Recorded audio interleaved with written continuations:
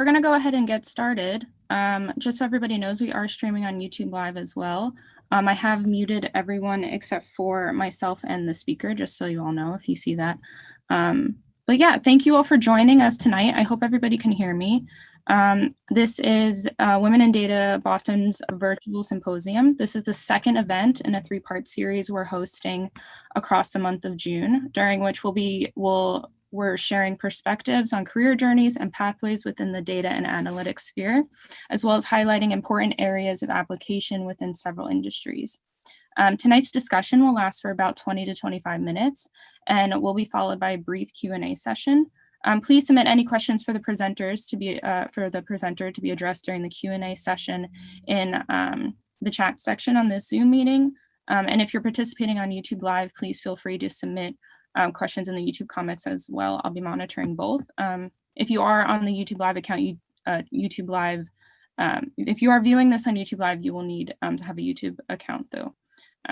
So for those of you who may be new to Women in Data, we are a nonprofit organization with a mission to increase diversity in data-oriented career fields.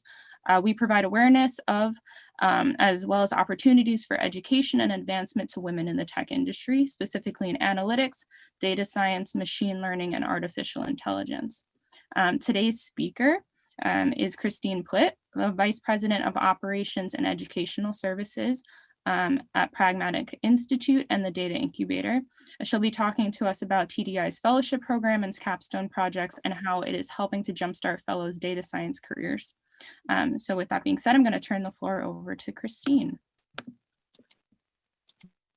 All right, thank you so much for the introduction, Rebecca. Yes, so like Rebecca mentioned, my name is Christine Plitt and I'm the Vice President of Operations and Educational Services at Pragmatic Institute and the Data Incubator.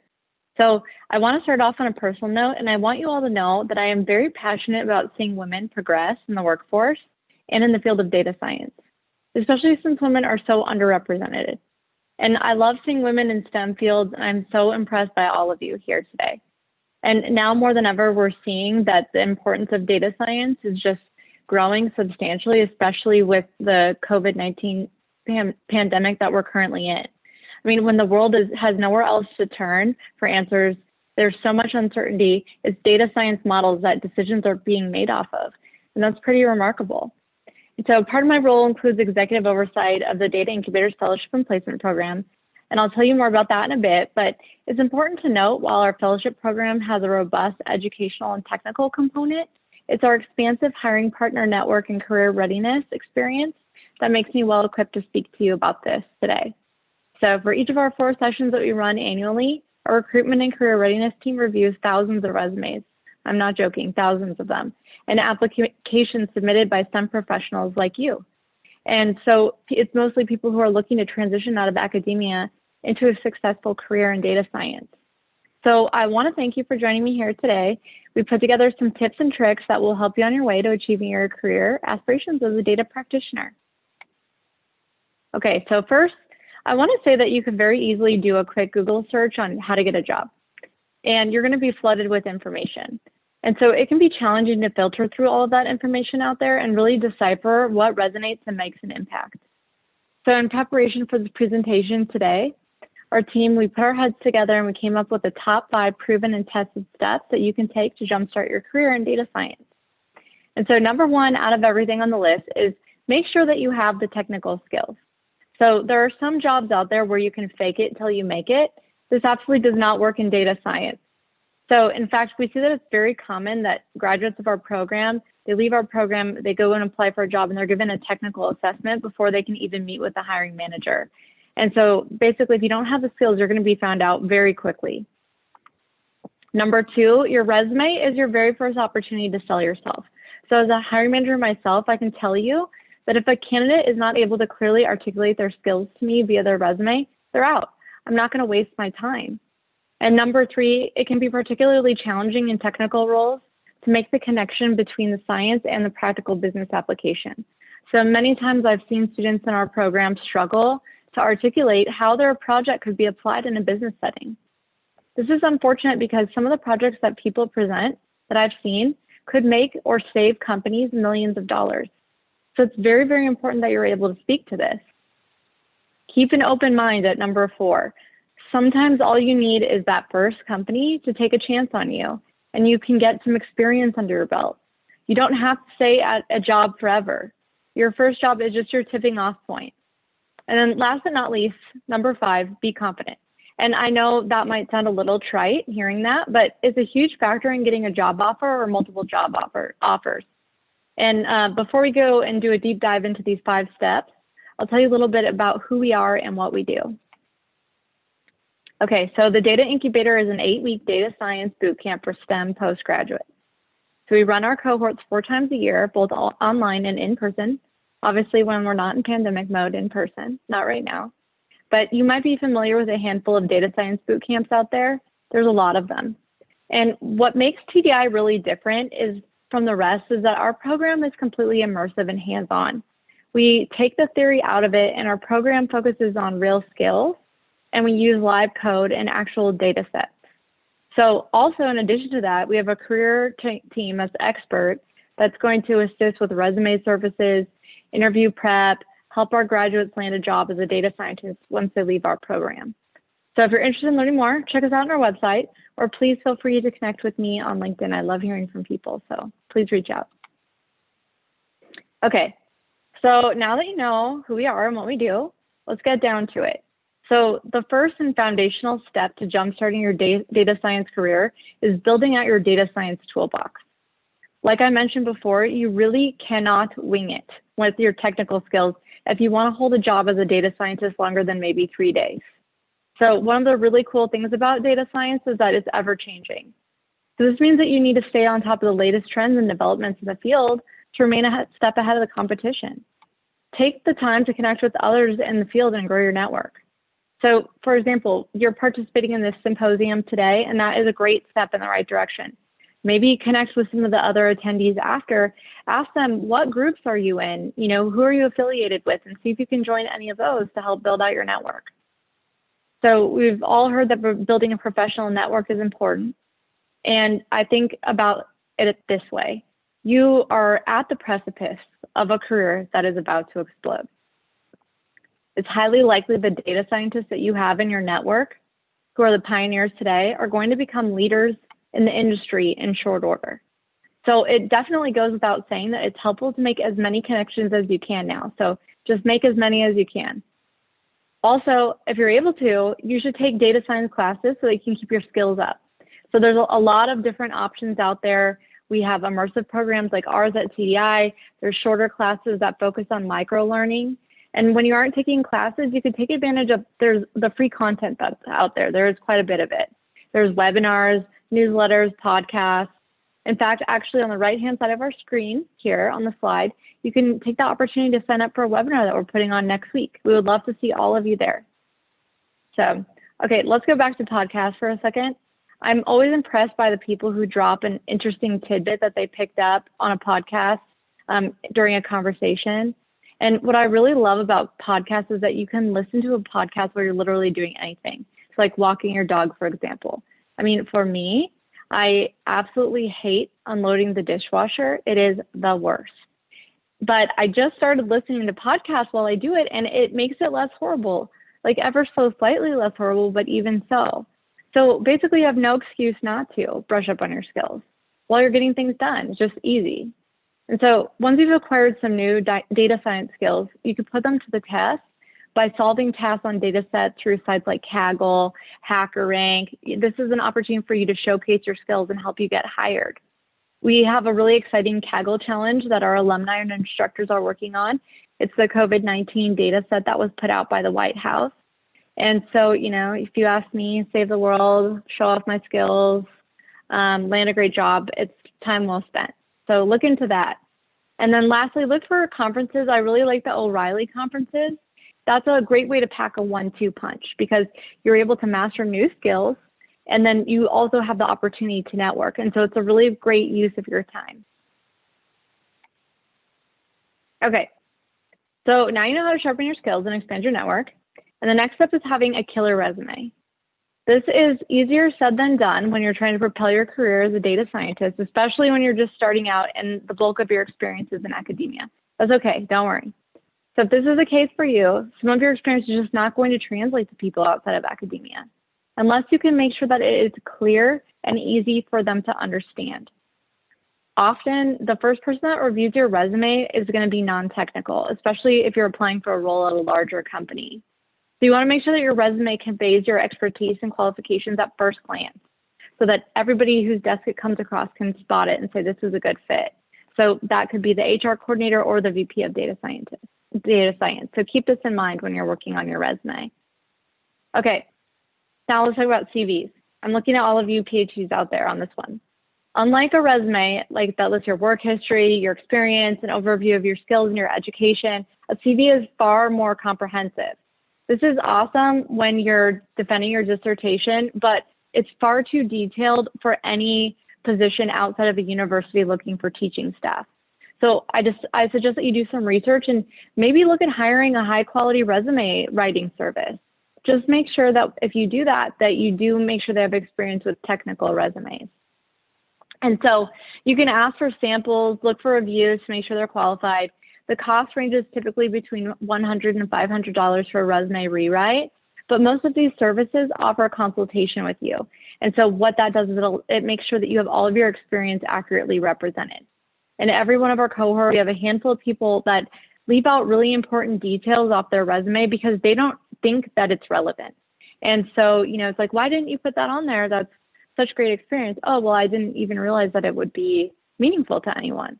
And so that's where having an outside company or a third party help you with your resume can really make sure that you're not leaving off anything that might get you that interview. And then also companies use what's called an applicant tracking system. And this is used to screen resumes for keywords that are applicable to the job so that, if they get inundated with resumes, they don't have to go through every single one. And so you want to make sure that your resume doesn't get screened out before it's reviewed by an actual human. So you want to spend some time customizing each resume and cover letter that you send out. So you can even pull some of the keywords and terms from the job description into your resume so that you can ensure it gets flagged by the applicant tracking system as a great match. And above everything else, it's really important that you remember that the hiring managers are reviewing hundreds of resumes. And so you want to make sure that yours doesn't get lost in the shuffle. And so it needs to be visually appealing and professional. So we have included a link on this slide with some sample resumes that we've worked on to help get you started. I can say that we have the very best resume writing team, so please take advantage of that resource. So a great first step in creating a standout resume is making sure that it's very well organized. So based on feedback from our very diverse set of hiring partners, you want to start out with your technical experience first. And you don't have to go into extreme detail, just make sure it's clear and concise. And then after your technical experience, you're going to want to list your work experience if you have any. If you don't, that's okay. But what you can do is you can weave in some examples of how you applied your technical skills throughout your work experience, where it applies, or in projects that you've worked on that would be applicable to the job that you're applying for. And so while you definitely want to list your academic experience, you want to make sure that you stick to the most important and relevant components. And so this is your coursework, your teaching experience, your dissertation title. You want to shy away from really highly specific information, like the names of your academic advisors. No one wants to talk to them, I promise you. Your GPA, leave that off. Even if it was really, really good, that's awesome, just leave it off. And then also extreme detail about your dissertation. So if anybody has questions about your dissertation, they can ask you, or you can save it for some fun water cooler chat once you already have the job. Make you really popular at work. And so again, take the time to customize your resume for each job and set yourself apart so that you stand out. Okay, so let's say you took all of our advice and your resume is a stunner. Imagine that it gets expedited to HR from HR to the hiring manager's desk and it has a note on it saying, you have got to see this one. This is the woman for the job right here. Your time and energy that you've invested in bolstering your skills through your resume and have really paid off and you've got your foot in the door. Now what? Well, the next step is showing the hiring manager that not only do you have the skills necessary to do the job, but you know how to apply them. So like I mentioned earlier, not everyone who can write amazing code knows what to do with it and why it matters. So more often than not, you've already worked on projects in your academic career that are relevant to solving many business problems. However, what we see frequently is that many of these projects are lacking context, especially in a business setting or business application. Make it easy for the hiring manager to connect the dots. Also, as women, I'll tell you, we are notorious for underscoring our accomplishments. You received a prestigious scholarship? Cool, expand on that. Just like on the example on the side of the screen. If you're worried that you're sounding too boastful, because sometimes as women we do that, we think, oh, I'm bragging, stop thinking that. But if you need to, reframe it in your mind and see it as helping them. You are helping them to clearly understand that you are the very best person for the job. They should hire you immediately. You are helping them, you're doing them a favor by making their decisions so easy. It is a lot of work and time that's spent in searching for the right candidate. Help them out. And so if you're really stumped and you're unable to see how your work experience on a project could apply in a business setting, tap into somebody in your network. It should be very easy for a business person to spot the connections right away. And then lastly, put all of those efforts that you took to upskill into your resume to show the depth and breadth of your experience. You worked hard, you might as well take the credit for it. Okay, so a great example of how to showcase your skills in business application is in the Capstone project that our students work on during our program at TDI. They spend months working on and refining both the technical code base and their presentation of the Capstone so that they can appeal to hiring partners in the end, and the goal is to land a job. So what this does is it allows individuals with very little experience outside of academia an opportunity to kind of flex their technical muscles using a real data set. And so once they get the technical side down, they start working on the business application of it. And so by the end of the program, our graduates are able to speak articulately and in detail to any technical or non-technical person, that's important, about their capstone project and the value proposition that applies in a business context. So here's the good news. You don't have to go through our program unless you want to. We'd love to have you to create your own capstone project. If you know that you're interested in working as a data scientist in a specific industry, like let's say healthcare, for example, look for an applicable data set and start working on it, your own capstone project. I mean, from my perspective, this would read very proactive to a potential hiring manager. So we have a link on the slide again for you that you can follow to check out some public data sets that we recommend. So you can kind of start thinking about that. And then just taking the idea of the capstone project a step further, let me just walk you through a couple of example topics that we put together. So impact of e-commerce on brick and mortar retail. Okay, so that might be very helpful information to a company that's deciding whether or not to expand their brick and mortar footprint. Okay, so if you as a data scientist are able to model the expected profitability of the brick and mortar expansion versus e-commerce sales, you might really be able to help a company avoid entering into a costly and long lease, or help them predict that the investment's going to be worthwhile and that they should move forward with the project. A website that helps you find a movie for your date night. Well, okay, so first of all, that's just helpful. And then I'm sure the film industry would be very happy to match people with their new blockbuster release that they spent a lot of money on. Connecting seniors with ride-sharing services. Talk about an untapped market, and that's a solution that actually helps a lot of people. I can see a lot of ways too that this can make a lot of different parties some significant money. You know, think about it, there's Uber, Lyft, medical practices even.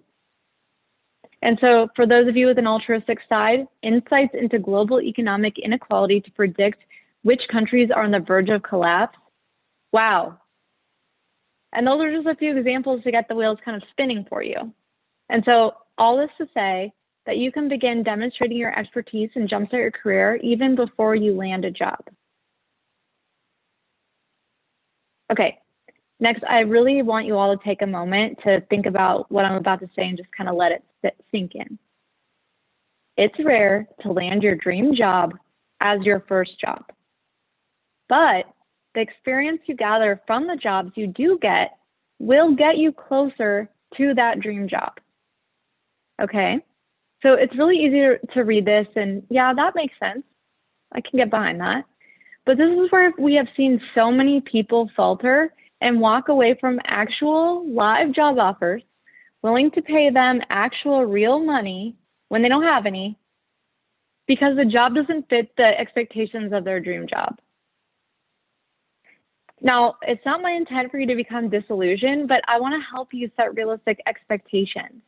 You can get your dream job. Absolutely, you can. But it might not be your first job, and that's okay. So you heard it here first, folks. It's okay. Don't forget it. Okay.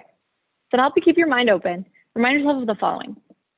You're never going to regret taking an interview. First of all, it's a great practice. Any interview you go on is great practice. So maybe you don't think that a particular opportunity is a great fit for you, but at the very least, it's an opportunity to practice in a low risk setting. You don't think you want the job, so you really don't have anything to lose at that point. You're going to learn more about yourself so you can promote and position yourself better.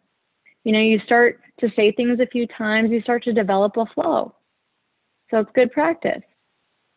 You're going to start to learn more about what you want and what you don't want in a data science career, sometimes by figuring out what you don't want first. So go to a job interview, oh, I could never work there.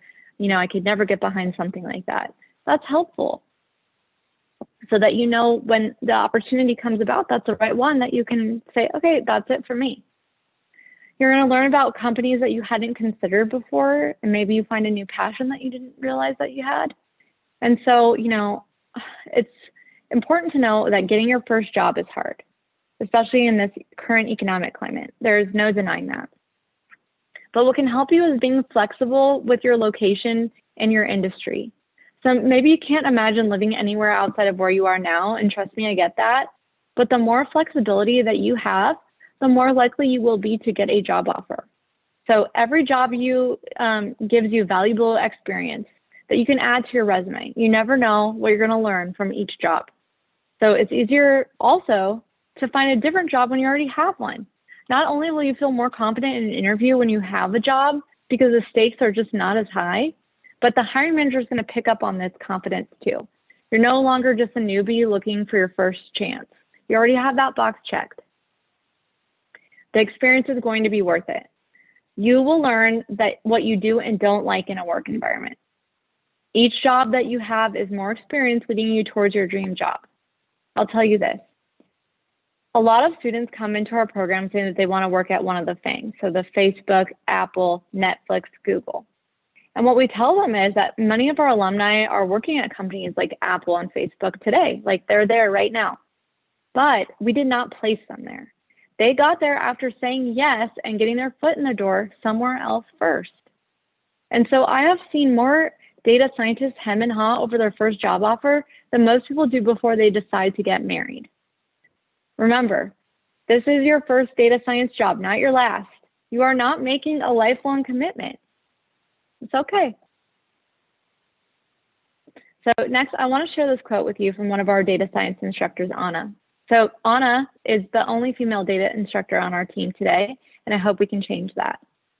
So we asked her, hey, Anna, what advice do you have for women who are looking to jumpstart their career in data science? And to that, she said, believe in yourself and work on your confidence. Women are so often taught to make themselves smaller. And as a data scientist, you're likely to be surrounded by mostly men for now. So don't be intimidated. You are so much more capable than you think you are.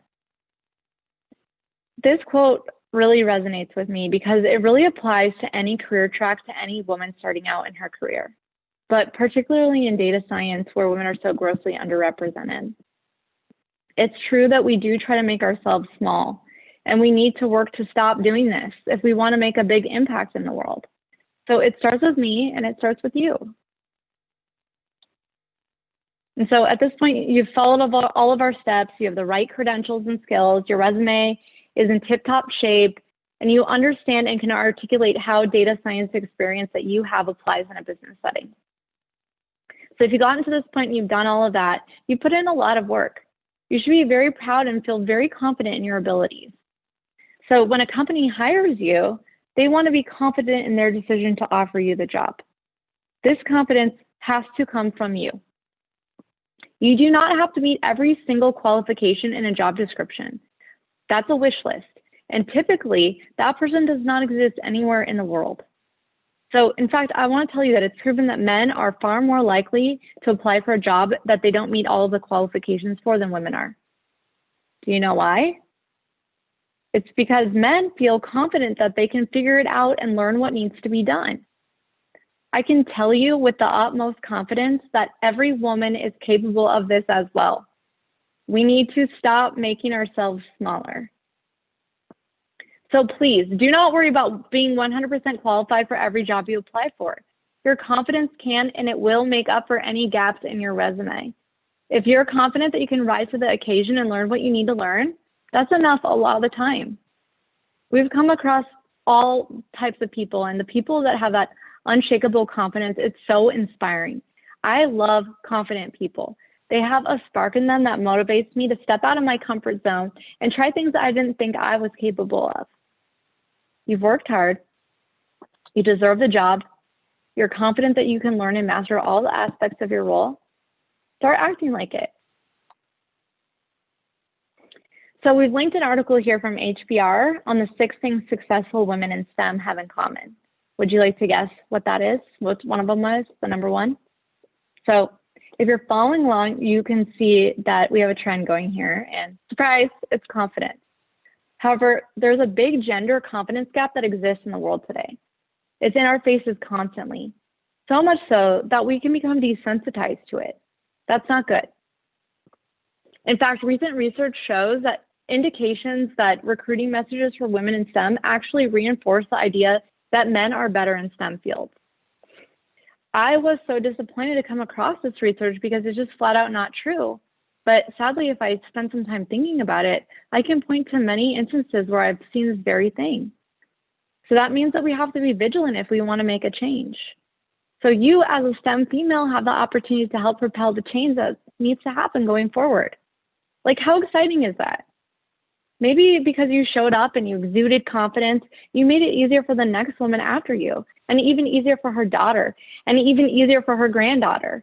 It's a very powerful thing to think about. You can change the world, lady. Like, I seriously have to reel it in sometimes when I start thinking about this, because I can get so jacked up on these things because it is so motivating to think about.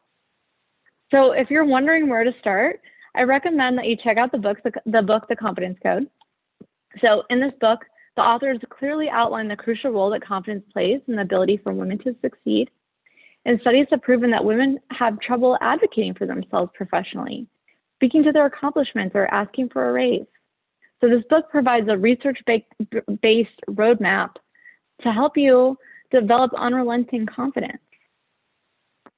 So if you want to increase your confidence, get out there and network. We found in our experience that successful women invest deeply in themselves through their peer network and through professional development. So take inventory of what investments you can make in yourself. So outside of peer networking, you can get certified. There's nothing like an extra credential to boost your confidence. Look at job postings, see what credentials companies are looking for, and go after it. At Pragmatic Institute, we offer a variety of data science certifications that you can pick up in a short span of time.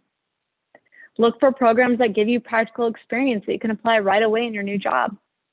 Knowing that your skills are cutting edge, you should feel pretty confident that you can start making an impact at your new job on day one. If you're going to invest your time investing in yourself, though, make sure you do your research and don't be afraid to ask for stats on employment post-completion. Again, you have to be ready and willing to advocate for yourself. And so with that, we've reached the end of our time here together today. I think we have some time for questions though. But I want to say that I hope that you're able to leave here with some helpful takeaways. And I want to wish you the very best of luck jumpstarting your data science career. Like I said, I love helping women. It's my thing. I love it. So please reach out to me via email or on LinkedIn if I can be of any help to any of you. And, thank you for your time. Thank you, Christine. That was great. I know I learned some things. So we're going to open it up to a few questions. Please feel free to submit them via the Zoom chat on the right, or if you're watching this via the YouTube live stream, I'm looking at that as well. I know people on YouTube had a few questions about the links that Christine posted. When we do post this on the Women in Data YouTube website, we're going to post both Christine's email and LinkedIn or whatever she's comfortable with, some of her contact information. Yeah. And the links to some of the informational websites that she posted. So if anyone has any questions, please feel free to submit them. I'm looking at it right now. We'll take a few and then I know people have to go. So if anyone has any questions. So someone asked Christine, she's planning to apply to TDI. She was late for the summer session and she's able to apply for the fall. So that's not so much a question. Okay, great. We would love to have you. You should do that. I think that's a great plan.